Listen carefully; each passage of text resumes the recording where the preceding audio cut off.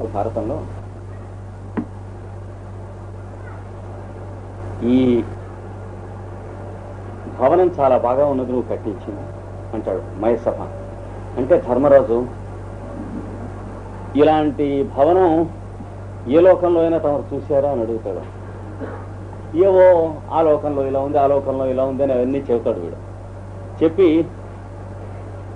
స్వర్గలోకానికి వెళ్ళాను, అక్కడ వారు ఉన్నారు, వీరున్నారు, బృహస్పతి ఉన్నాడు, అంగిరసు, భృగు వీళ్ళంతా ఉన్నారు, మర్చిపోయాను, హరిశ్చంద్ర మహారాజు ఉన్నాడు, మాట్లాడొచ్చాను. బాగు అక్కడి నుంచి ఇంకో అంగారక లోకానికి వెళ్ళాను, వరుణ లోకానికి వెళ్ళి యమలోకానికి వెళ్ళాను, అయ్యో ఉన్నాడు అని వాళ్ళు ఉన్నారు, వీళ్ళను మెత్తగా చెరగొట్టేస్తున్నారు. అయినా ధర్మం చేసినటువంటి వాళ్ళు కూడా అక్కడ ఉండి సభ చేస్తున్నారులే, యమధర్మరాజు మహానుభావులు ఉన్నారు, వాళ్ళందరూ ఉన్నారు, మర్చిపోయి మీ నాన్నగారు ఉన్నారు. ఇప్పుడు కొంప తీశాడు, వాడు చెప్పడం కోసమే వాడు చెప్పింది నారదుడు. ధర్మరాజుకి గుండె తడక్క ఉంది, మా నాన్నగారు యమలోకంలో ఉంటామేంటి పాండురాజు అదొకటి, హరిశ్చంద్రుడు స్వర్గలోకంలో ఉంటామేంటి, మా నాన్నగారు యమలోకంలో ఉంటామేంటి, ఈయనేం తక్కువ పుణ్యాలు చేశాడు. సరే అది అడగాలి కదా. హరిశ్చంద్రుడు ఇన్ని పుణ్యాలు చేసినటువంటి మా నాన్నగారు యమలోకంలో ఉంటామేమి, హరిశ్చంద్రుడు ఆ లోకంలో ఉంటామని అడిగితే ఏడిచినట్టు ఉంటుంది అడగటం. ధర్మరాజు అడిగినట్టు ఉండదు, 20th century జెంట్లమని అడిగినట్టు ఉంటుంది.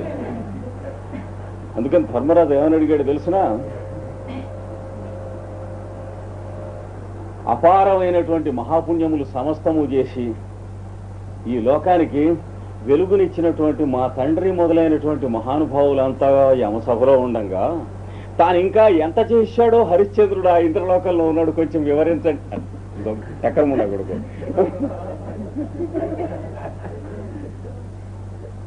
అరేటికి నారదుడు నిజమైన సైకాలజీ గాడు, నాకు తెలుసో ఈ క్వశ్చన్ నువ్వు వేస్తావని. వాడు ఆ క్వశ్చన్ వేయడం కోసమే ముందు ఆ పైన చెప్పాడు, వాడు అక్కడున్నాడు వీడు ఇక్కడున్నాడు, దీన్ని లెక్క డొక్కనుకున్నావా అన్నాడు. తప్పకుండా వేస్తావు నువ్వు ఈ క్వశ్చన్, ఎవడి కోసం అన్నాడు. వేసిన తర్వాత అప్పుడు వాడు అడుగుతూ ఉండగా వాడు చెబుతాడు,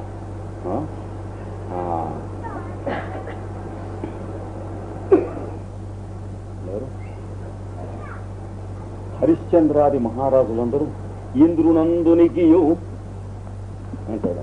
అంటే ఇంద్రుడు ఎంత ఉన్నారు సార్, మా తండ్రి మొదలైనటువంటి వాళ్ళు యమధర్మరాజు నందు ఉన్నారు అంటున్నారు. ఇంద్రునందు ఉన్నారా, ఇంద్రలోకంలో ఉన్నారా? ఏమండి, అది తెలిసి అనువాదం చేసిన వాళ్ళు ఈ 3 లోకాల్లో ఇంద్రుడి ఎందు ఉంటామన్నా ఇంద్రలోకంలో ఉంటామన్నా, ఒకటే బ్రహ్మ ఎందు ఉంటామన్నా బ్రహ్మలోకంలో ఉంటాం. అంటే దాని ఎందు ఉన్నవాడు, దాని అధిపతి, ఆ లోకం వేరే వేరే ఉండవు, అవి మిగతా 4 లెవెల్సే. అంటే కంటైనర్ అండి, కంటైన్డ్ అనేవి మిగతా 4 లెవెల్స్లో ఉంటాయి. ఇక్కడ కంటైనర్ ఉంది, కంటైన్డ్ ఉండవు. వెలుతురు ఉందనుకోండి, వెలుతురు చోట్ల వెళుతున్నట్టు మన గుడ్డి కంటికి కనిపిస్తుంది. కానీ ఈ లోకాలకి వెళ్ళి, అంటే భూగోళం దగ్గర నుంచి చంద్రుడిని దాటి అంగారకుడిని దాటి పైకి వెళితే చోటులో వెలుగు వెడుతూ ఉన్నదనేటువంటి గుడ్డి తనం కనిపించడం. ఏం కనిపిస్తుందో తెలిసిన, చోటు చూడటానికి ఎవడైనా ఉంటే వాడికి వెలుగులే కనిపిస్తుంది, ఆ వెనక చోటలే కనిపిస్తుంది అని తెలుస్తుంది.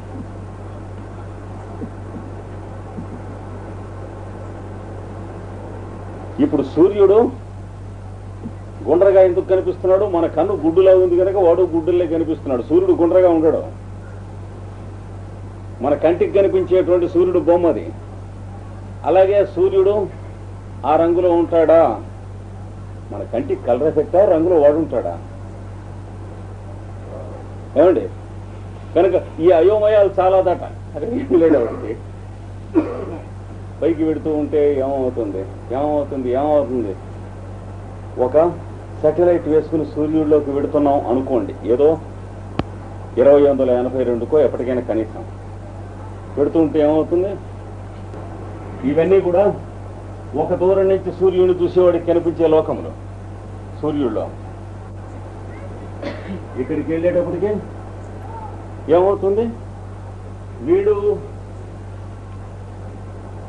వీడి శాటిలైట్, వీడి మనస్సు కూడా ఈ వెలుగు అయిపోతారు. అంటే తాను అది అవుతాడు, అది ఆత్మ. అక్కడ ఉన్న సూర్యుడిలో ఉన్నదేమిటి? సూర్య ఆత్మ జగతస్తస్తుషశ్చ. అంటే సూర్యుడిలో ఏముందంటే అయాం ఉంది అన్నాడు. అక్కడికి వెడితే ఏమవుతావు? అయాం అయిపోతావు. వాడు కాస్త ఆమ్ చేసేస్తాడు. మొత్తం అంతర్యామి ఉంటాడు, అట్లా ఉంటావుగా. నువ్వు వేరే ఉండి చూడటానికి వీల్లేదు. దూరం నుంచే ఈ భూగోళం మీద నుంచో, చంద్రగోళం మీద నుంచో, అంగారక గోళం మీద నుంచో, అవి దాటి సూర్యుడికి దగ్గరగా ఉన్న గోళాలు వేటి మీద, కనీసం బృహస్పతి గోళం మీద నుంచి కూడా కనిపించడం చాలా కష్టం. శయనేశ్వర గోళం నుంచి కనిపిస్తుంది, బాగా దూరం ఉంది కనుక. మన భూగోళం మీద నుంచి కన్నా ఇంకా మసగ్గా అద్దానికి మసిపూసితే సూర్యగ్రహణం కనిపిస్తుంది, అలా కనిపిస్తాడు శనేశ్వర గ్రహం నుంచి సూర్యుడు. కానీ బుధుడి మీదకో శుక్రుడి మీదకో వెళ్ళారనుకోండి, వెడితే అక్కడి నుంచి సూర్యుడు కనిపించేది ఏం లేదు, మొత్తం అంతా ఒకటే వెలుగు. అంటే వీళ్ళు వెలుగే, అది వెలుగే. ఎలా ఉంటారు వీళ్ళు? వెలుగుల పరమాణువులై ఉంటారు, కానీ వీళ్ళు వేరే ఉంటారు. ఇంకొంచెం దగ్గరికి వెళ్ళేటికి వీళ్ళు ఎలాగా ఒక పంచదార రేణువులు గ్లాసులో ఉన్నటువంటి పానకం నీళ్లలో పోస్తూ ఉంటే ఈ రేణువులు ఏమవుతాయో ఆ పానకంలో పడి అది అవుతాం మనం. అంటే సూర్యుడి దగ్గరికి ఏది వెళ్ళినా, ఏ యంత్రంతో వెళ్ళినా, ఎవడు వెళ్ళినా అనన్యం, అంటే తాను తప్ప ఇంకొకటి ఉండదు. ఇది జరిగేది కనుక ఈ 7 లోకముల నిర్మాణము మీకు తెలుస్తుంది. 4, 5, 6, 7 లోకములు తెలిసి ఇది భువన వ్యూహం. అంటే భువనం యొక్క నిర్మాణం మీకు తెలుస్తుందంటే ఏది? నిన్న చెప్పినటువంటి సూర్యలోకంలో ధ్యానం చేస్తే, ఎట్లా చేస్తే?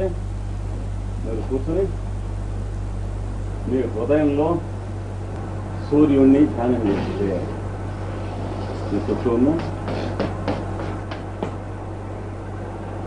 మీరు యోగ స్థితిలో సూర్యుడిని ధ్యానం చేస్తున్నప్పుడు అక్కడ ఉన్నప్పుడు అక్కడ కనిపిస్తున్నట్టు కనిపించడు కళ్ళు మూసుకుంటే. ఇప్పుడు మామూలుగా మనకైతే కళ్ళు మూసుకుంటే సూర్యుడు అక్కడ ఉన్నాడు, ఇక్కడ ఉండే పాండురంగుడు అక్కడ ఉన్నాడు అన్నట్టుగా ఉంటుంది. అలా ఉండదు. మీకు ఎప్పుడైతే ధారణ ధ్యాన సమాధులు వచ్చినాయో మీరు అది వేరు కాదు కదా. అలాంటప్పుడు మీలోనూ సూర్యబింబం ఉంటుంది, మీ చుట్టూనూ సూర్యబింబం ఉంటుంది, దాంట్లో మీరుంటారు, మీలో అది ఉంటుంది. అది ధ్యానంలో జరిగేది.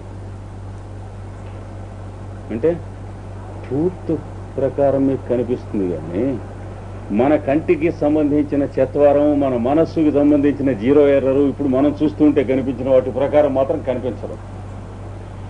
ఈ పనిముట్లు ఇన్స్ట్రుమెంట్స్ లో ఉన్నటువంటి దోషములు దానికి ఆపాదనం కావు అటు పైన. అంటే కంటి ద్వారా మనస్సు ద్వారా కాదు కనుక మీరు చూస్తూ ఉన్నది. అప్పుడు ఇక్కడ సూర్యుని కేంద్రం మీలో ఉంటుంది, ఇక్కడ సూర్యుని యొక్క పరిధి అయినటువంటి బ్రహ్మాండ వ్యూహం మొత్తం ఉంటుంది. ఈ మధ్యన ఉన్నటువంటి లోకములన్నీ తమాషగా కనిపిస్తూ ఉంటాయి, తిరుగుతూ ఉంటే.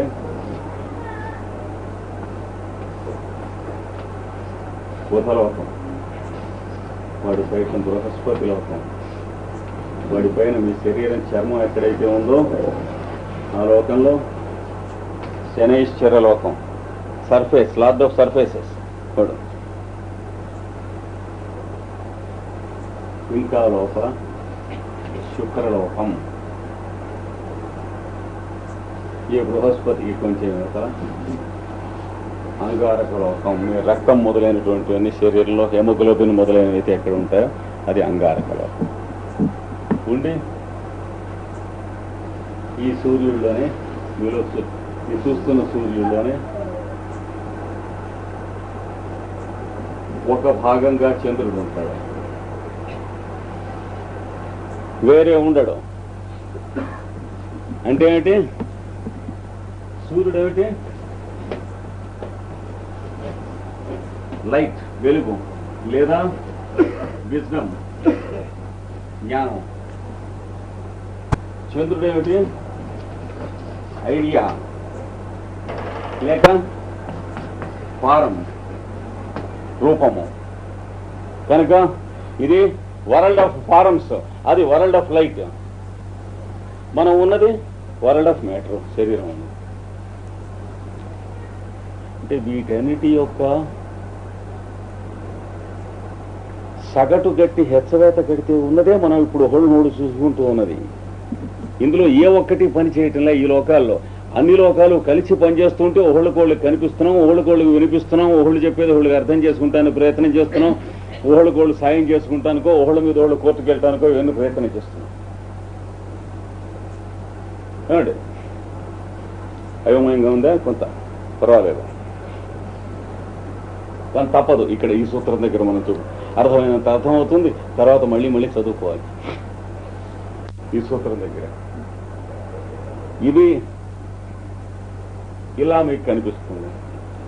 ఇలా మీకు కనిపిస్తూ సూర్యుడితోనే చంద్రుడు ఒక భాగంగా ఉంటాడు కనుక, అంటే నేను అనేటువంటి దాంట్లోనే ఇది కూడా ఇమిడిపోయి ఉన్నది.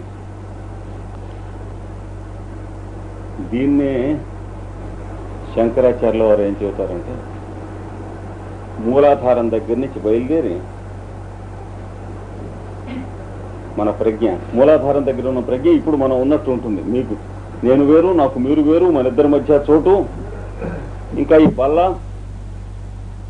మన ఇద్దరం కలుసుకోవాలంటే అక్కడి నుంచి ఇక్కడికి రావటం, లేకపోతే నేను ఇక్కడి నుంచి అక్కడికి రావటం, ఏదో ఒకటి దగ్గర ఒకటి ఉద్యోగం చేయాలంటే జీతాలు ఎంత మొదలైనటువంటి సంతకాలు ఇవన్నీ ఉంటాయి. అక్కడి నుంచి మూలాధారం దగ్గర నుంచి ఒక్కో లెవెలే ఇందా చెప్పిన 7 లెవెల్స్ పైకి వచ్చి సహస్రారం దగ్గరికి వచ్చేటప్పటికి ఏమవుతుంది, అంతర్యామైనటువంటి వాడు లేక పరమశివుడు వాని యందు లీనమవుతారు. ఎవరు? యోగాభ్యాసం చేస్తున్నవారు కాదు, ఈ చేస్తున్న వారి రూపంలో ఉన్నటువంటి అమ్మవారు అనేది లేకపోతే శక్తి అనేది. అదే మనకి దక్షయజ్ఞంలో సతీదేవి అన్నారు. ఈ ప్రపంచంలో ఓళ్ళకు ఉన్నటువంటి సంబంధాల్లో ఓళ్ళు తిట్టుకుంటాం కొట్టుకుంటాం అనేటువంటి ప్రపంచంలో ఆవిడ తీసుకొచ్చి పడేయబడుతుంది. అదే దక్షయజ్ఞంలో తిట్లు తింటా ఉంటాయి. అంటే లోపల వీళ్ళంతా ఉన్నారని తెలిసి కూడా ఓహనోడు వెధవ ముండా కొడుకు పుండాకూర అంటూ ఉండడం, అది దక్షయజ్ఞంలో తిట్టుకుంటా ఉంటాయి. అక్కడి నుంచి ఏం చేస్తుంది, వయస్సు శరీరం వదిలిపెట్టడం, మృత్యు అనేటువంటి పేరుతో శరీరం వదిలిపెడుతుంది. దక్షయజ్ఞంలో అమ్మవారు శరీరం వదిలిపెట్టింది అంటే ఆవిడ పోయిందని అర్థం కాదు, మన శరీరాలు ఆవిడ వదిలిపెడుతుంది. జాగ్రత్తగా చదువుకోవాలి.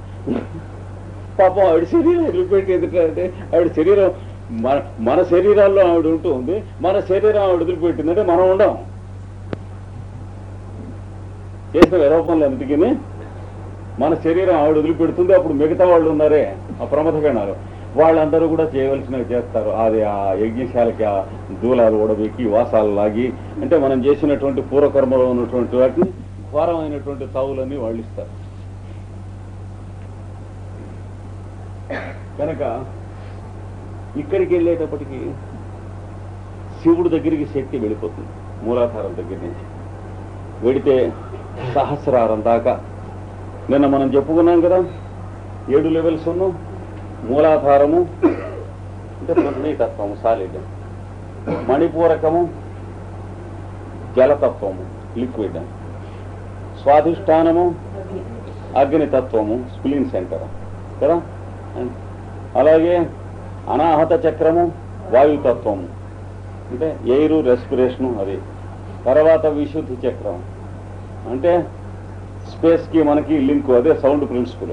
కంఠం నుంచి స్పేస్ కి మనకి ఏమిటి సంబంధం, సౌండే ఇక్కడ ఉంటుంది. అది ఆ పైన ఇక్కడికి పంచభూతాలు అయిపోయినాయి అన్నీ, అంటే పృథివీ ఆపస్ తేజో వాయు ఆకాశాలు అంటారు, అవి 5 అయిపోయినాయి. అయిపోయి ఇక్కడికి వచ్చేటప్పటికి మనస్సు, ఆజ్ఞాచక్రం భ్రూమధ్యంలో ఉంటారు. అది కూడా దానికంటే పైకి వెళ్ళేది మనోపి భ్రూమచ్చే సకలమపి భిత్వా కులపథం. ఈ కుల మార్గం ఉంటారు దీన్ని. ఈ వెన్నెముకలో ఏర్పాటు చేయబడిన ఈ అరేంజ్మెంట్ ని కింది నుంచి పైకి వెళ్లే ప్రయాణాన్ని కుల మార్గము లేక కౌలాచార సాధన లేకపోతే పిచ్చి సాధన అంటారు. అంటే ప్రమాదమైన సాధన. పైనుంచి కిందికి వచ్చేది సరైన సాధన. అది అట్లా ఇప్పుడు కాదు, అట్లా ఉంచండి. వీటన్నిటినీ భేదించుకుని వెళ్ళి సహస్రారే పద్మే, సహస్రారం అనేటువంటి పద్మంలో శిరస్సును ఉంటుంది. సహరహసి పత్యా విహరసి, అక్కడ తన భర్తతో విహరిస్తూ ఉంది. ఎంత చోటు ఉంటుంది అక్కడ అంటే పూర్తిగా తన భర్త నిండి ఉంటాడు అక్కడ. తలుపు తీసేటికి పూర్తిగా ఆయనే ఉంటాడు, లోపలికి తలుపు వేసేసుకుంటుంది. అంటే ఇద్దరు ఉన్నా అంతే చోటు ఉంటుంది, ఒకళ్ళు ఉన్నా అంతే చోటు ఉంటుంది. అది వాళ్ళిద్దరు కలిసి ఉండే పద్ధతి. అంటే మ్యాటర్ కాదు కదా, స్పేస్ ఆయన. కొంచెం కష్టం, తెలుగే ఛానల్లో వస్తాయి, ఇవన్నీ తెలుస్తాయి. ఈ లోకముల యొక్క వ్యూహములన్నీ కూడా ఇది సూర్యలోకం తెలియటం అంటే. కనుక సూర్యుడు చంద్రుడు కలిసి ఉన్న తత్వం తెలుస్తుంది. అది మనం తెలియటానికి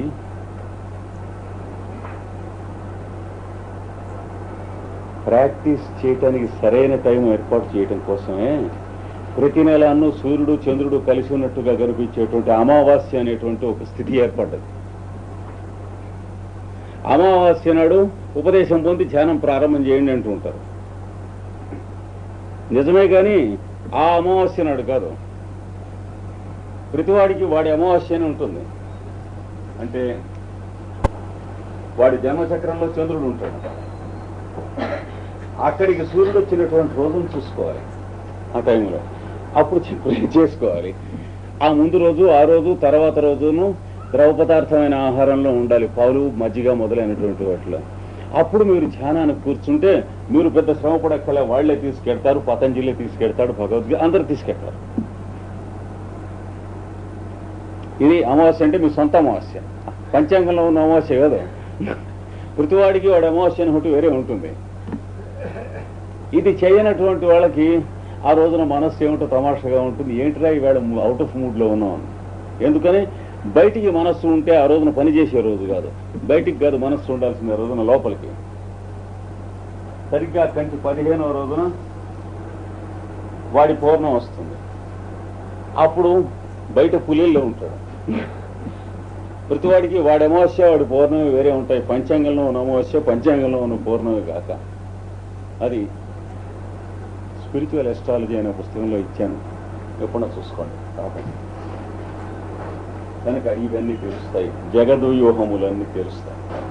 సూర్యుడి యందు ధ్యానం చేస్తే ఇవన్నీ తెలుస్తాయి. చంద్రుడి యందు ధ్యానం చేస్తే అనగా వెలుగు లేక నేను అనేటువంటి విజ్డమ్ అంటే విద్య, జ్ఞానము, దాని యందు ధ్యానం చేయటం అయ్యాక ఫారం, దీని యందు ధ్యానం చేయండి. రూపము, శబ్ద స్పర్శ రూపరస గంధములకు అధిపతి, రసాధిపతి అయినటువంటి చంద్రుడు.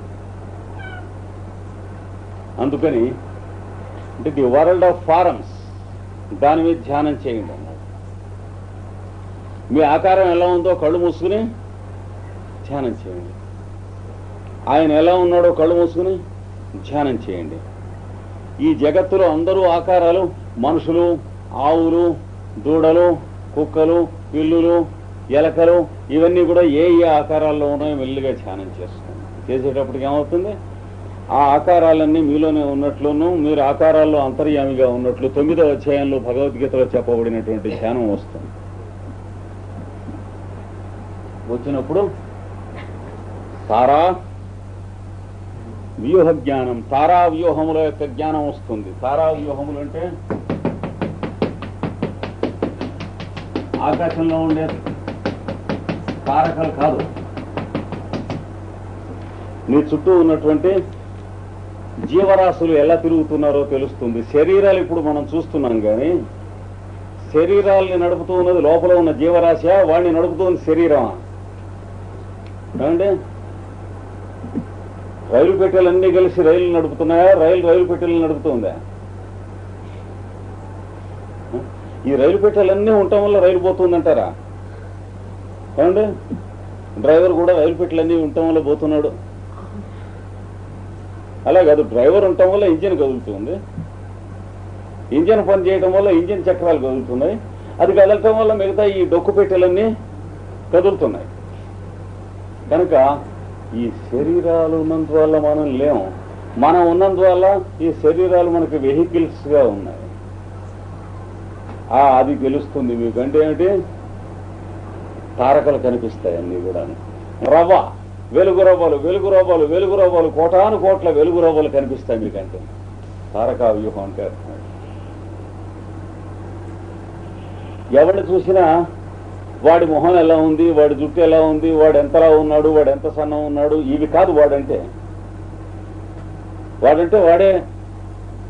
వాడి అభిప్రాయములు కావు, వాడికి ఉన్నటువంటి మంచి చెడ్డ ఊహలు కావు, వాడు చెడ్డవాడు మంచివాడు అనేటువంటిది అది కాదు, దాని లోపల ఉంటాడు వాడు అనేటువంటి వాడు. అవి మీకు అందుతాయి, అవన్నీ చక్కగా చుట్టూ తిరుగుతూ ఉంటాయి, తమాషగా తిరుగుతూ ఉంటాయి. అప్పుడు తెలుస్తుంది ఈ ఆకాశంలో ఉన్న తారకలు కూడా నిజమైన మనం చూస్తున్న స్టార్స్, అవి కూడా అలాగే వాయువేగం చేత తిరుగుతూ ఉన్నాయని చెప్పి మనకు చూపాయి శాస్త్రాలు. వాయువు అంటే మన గాలి కాదు, మొత్తం సెంటర్లోకి అట్రాక్షను రిపల్షను అంటే ఒక మాట ఎక్స్పాండ్ అవుతుంది యూనివర్స్, ఒక మాట కంట్రాక్ట్ అవుతుంది. ఒక్కొక్క శాస్త్రజ్ఞులు చూసినప్పుడు ఎక్స్పాండ్ అవుతుంది అన్నాడు, ఇంకోటి చూసినప్పుడు కంట్రాక్ట్ అవుతుంది అన్నాడు. ఓ మాట అది అవుతుంది, ఓ మాట ఇది అవుతుంది. టైలరు అని గాలి పీల్చినప్పుడు టేప్ పెట్టి కొలిస్తే ఒక మెజర్మెంట్ వస్తుంది, ఇంకో టైలరు అని మనం గాలి వదిలిపెట్టినప్పుడు తీస్తే ఇంకో మెజర్మెంట్ వస్తుంది. వాడు తప్పని వీడు తప్పని వాడు అనుకుంటాం. ఎట్లాగో ఈ స్పేస్ గ్లోబ్ ఎక్స్పాండ్ అవుతూ ఉందని చెప్పిన వాడును కాదు, కాంట్రాక్ట్ అవుతుందని చెప్పిన వాడును దెబ్బలాడుకుంటున్నారు ఇంతవరకు. కానీ రెండు ఆల్టర్నేట్ అవుతూ ఉంటాయి. దాంట్లో కోటాను కోట్లైనటువంటి తారకలు, ఒక్కొక్క తారక ఒక సౌర కుటుంబం.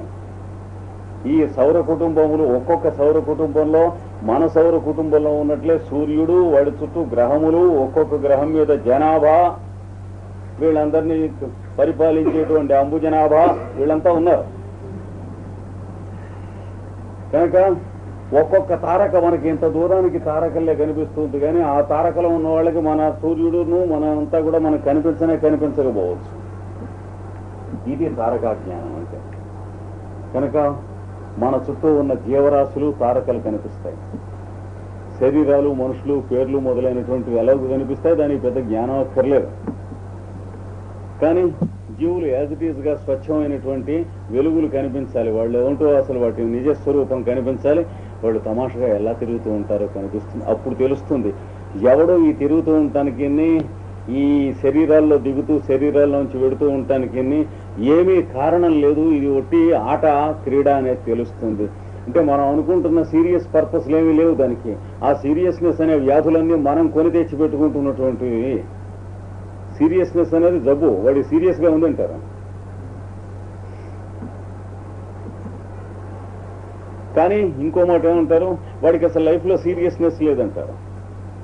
అంటే ఉండాలని చెప్పి చాలా మందికి పొరపాటు. మనిషికి కొంత సీరియస్ మూడ్ ఉండాలని, అంటే కొంత వ్యాధి ఉండాలని. ఇప్పుడు కొంచెం సీరియస్ గా ఉన్నట్టు అంటే పాపం ఎట్లా తగ్గుతుంది. కనుక అందుకనే నిజమైన తత్వార్థ జ్ఞానం గల వాళ్ళు ఎవరు సీరియస్ గా ఉండేవాళ్ళు కాదు. మనం చూసినట్లయితే వాళ్ళందరూ కూడాను స్మితభాషి పూర్వభాషి రాఘవ, రాముడి దగ్గర నుంచి వాడు చిరునవ్వుతో మాట్లాడేవాట, ఎదుటి వాళ్ళని వాడు ముందు పలకరించేవాట. అంటే వాడు మనం పలకరిస్తాడా లేదా చూసేటువంటి ప్రతి తుచ్చుడు కూడాను పెద్దవాడు అవడం. ఆచార్య గారు, శాస్త్రులు గారు రోడ్డు మీద ఎదురుపడ్డారట. ఎదురుపడితే ఆచార్య గారు ఏం చేశారట, ఆ బెళ్ళగొచ్చి తీసి మళ్ళీ కుచ్చుళ్ళు పెడుతున్నట్ట. ఇది బెళ్ళ పెట్టుకునేందుకు. శాస్త్రులు గారు ఏం చేశారు, అది విడదీసి ఇలా మళ్ళీ చుడుతున్నాడు. ఎందుకని ఆయన నమస్కారం చేశాక చేద్దామని వీడు నమస్కారం చేశాక చేద్దామని వాడు.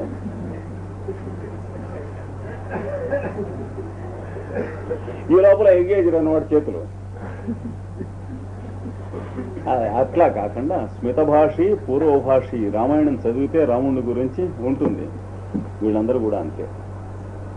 ఆ స్థితిలో లోకం అంతా వాళ్ళకి కనిపిస్తుంది. తారామయమైనటువంటి లోకం. అంటే జీవులు కనిపిస్తారు, వెలుగులు కనిపిస్తారు తప్ప వాడికి మనకి ఉన్న సంబంధాలు కానీ, వాడి యొక్క స్వభావాలు కానీ, వాడి లక్షణాలు కానీ ఇవేమీ కనిపించవు. అలాగే జీవులు కనిపించినట్లే గ్రహములు వాటి యొక్క వెలుగులు కనిపిస్తాయి. అలాగే గ్రహములు కనిపించినట్టే మొత్తం సౌర కుటుంబం అనేటువంటి ఒక పుష్పం కనిపిస్తుంది. అట్లాంటి సోలార్ సిస్టమ్స్ అనేటువంటి పుష్పములు కోటాను కోట్ల ఆకాశంలో ఉంటే అవన్నీ కూడా కనిపిస్తూ ఉంటాయి. వాటి వ్యూహం అంతా కూడా మనస్సుకు కనిపిస్తుంది లోపల. అది ఇక్కడ చంద్రుడు చూస్తే తారా దర్శనం కనిపిస్తుందంటే అశ్విని భరణి కనిపిస్తాయని కాదు. చంద్రే తారావ్యూహ జ్ఞానం. ధ్రువే ధ్రువం కనుక తెలిస్తే అంటే ఈ తిరుగుతూ ఉన్న వాటిలలో తిరగకుండా ఉండే నీ కేంద్రం నీకు గనక అందినట్లయితే తద్గతి జ్ఞానం, వీటి గమనాలన్నీ కూడా తెలుస్తాయన్నాడు చక్కగా. అంటే అవి ఎట్నుంచి ఎటు పెడుతున్నాయి, ఈ లోకాలు ఎట్నుంచి ఎటు పెడుతున్నాయి, మన సౌర కుటుంబం ఎట్నుంచి ఎటు పెడుతూ ఉంది, మన భూగోళం మీద ఉన్న జీవరాశులు ఇప్పుడున్న శతాబ్దులలో ఎట్నుంచి ఎటు పెడుతున్నారు, దాన్ని బట్టి వ్యాసుడు మొదలైనటువంటి వాళ్ళు రాబోయే శతాబ్దులు ఎలా ఉంటాయో, రాబోయే సహస్రాబ్దులు ఎలా ఉంటాయో, యథార్థ ఋతులింగాని చక్రమే తత్ర వర్తతే వ్యాసుడు చెప్పాడు. ఋతువులు మీరు ఎరుగుదురు కదరా అబ్బాయిలు అన్నాడు. ఇప్పుడేం ఋతువు?